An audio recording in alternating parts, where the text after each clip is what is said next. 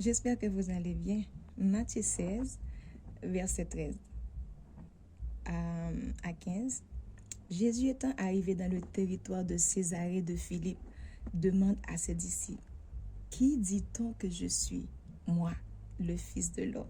Ils répondirent, les uns dirent que tu es Jean-Baptiste, les autres Élie, les autres Jérémie ou l'une des prophètes.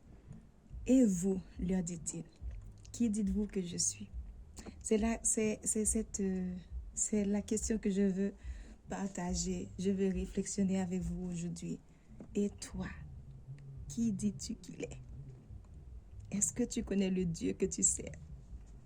Je sais que tu es à l'église, je sais que tu pries, je sais que tu es dans le ministère peut-être, tu es dans les groupes d'accueil, tu fais beaucoup d'activités et tu vas évangéliser. Ma question pour toi, si Jésus te pose cette question, qui dis-tu que je suis? Qu'est-ce que tu vas dire?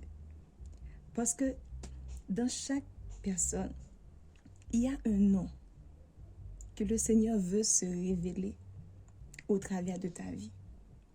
Parce que la Bible dit que c'est ceux qui connaissent leur Dieu qui agiront avec fermeté et qui feront des exploits. Moïse a connu celui qui est. Abraham, chaque fois, quand il a bâti des autels, il a répondu par un nom. La manière dont Dieu va intervenir dans ta vie, ça dépend du nom que tu connais à propos de lui. Ça dépend de qu'est-ce que tu sais à propos de lui. Que dis-tu qu'il est? Ce que tu dis qu'il est, c'est ce qu'il va, c'est la dimension que tu vas expérimenter.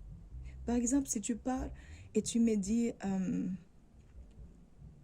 Dieu de compassion, Dieu de miséricorde, Dieu des orphelins, je peux comprendre parce que j'ai expérimenté ces choses, mais c'est pas aussi profond si tu me dis le Dieu fidèle. Quand tu dis le Dieu fidèle là, tout mon corps, tout mon cœur, tout mon âme, mon esprit, c'est exactement de quoi on parle. C'est-à-dire, on l'a vécu. Comme Job l'a dit, je n'ai pas seulement entendu parler de toi, mes yeux t'ont vu. J'ai connu le Dieu fidèle. Il est mon fidèle. Je l'appelle fidèle. C'est-à-dire que je connais ce Dieu-là qui dit, quand il dit fidèle est son nom, je sais ce que cela signifie parce que je l'ai connu. Mais je l'ai connu dans la douleur. Je l'ai connu dans les tentations. Je l'ai connu dans l'abandon. Je l'ai connu dans les rejets. Je l'ai connu peut-être dans les abus. Mais à partir de tous ces temps-là, dans toutes ces difficultés-là, les choses que j'étais obligée d'aller dans ma vie, de connaître dans ma vie, où il a permis, pas parce que c'était sa pleine volonté, mais dans mon ignorance, peut-être j'ai laissé la place à l'ennemi et Dieu l'a laissé. Mais j'ai connu quelqu'un, j'ai connu le Dieu fidèle. Quel est le Dieu que tu connais? Parce que la vie va te poser des questions. Tu dois savoir qui est avec toi.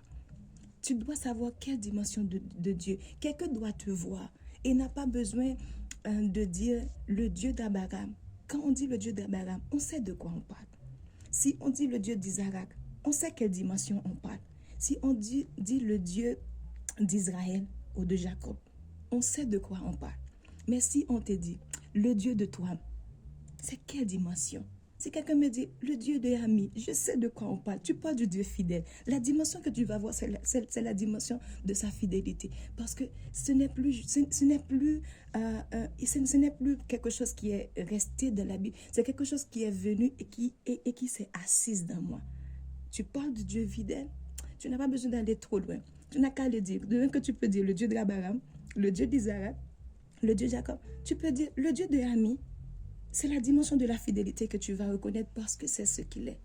Donc, je t'invite à soupirer, à prendre de temps. Merci, c'est bon de faire toutes les activités, mais est-ce que tu connais ton Dieu? Est-ce que tu connais le Dieu? Mais c'est quelle dimension de sa vie? C'est quelle dimension de lui s'est révélée dans ta vie? Et si tu n'as jamais vu, c'est le temps de te taire, de te calmer et regarder les choses en face et dire, bon, dès le temps que je l'ai connu, ou depuis ma naissance, jusqu'à ce jour, j'ai connu ce Dieu. Et si tu n'as pas encore connu, prépare-toi. Et si tu es en train de vivre des moments difficiles, n'aie pas peur. Il y a une dimension de lui qu'il veut que tu saches.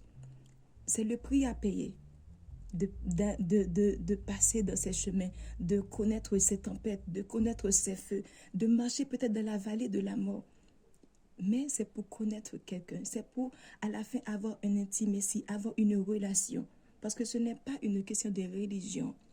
Non, non, non, non, non. Ça va au-delà de la religion.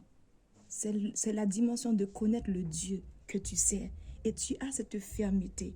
Tu sais qui est derrière toi. Tu sais celui qui marche devant toi. Tu sais celui qui t'entoure. Tu ne crains rien parce que tu connais le Dieu avec qui tu es en train de marcher. Que ce soit pour toi, je prie que ce soit pour toi une révélation. Que si tu ne l'as jamais connu, c'est le temps que tu le connais.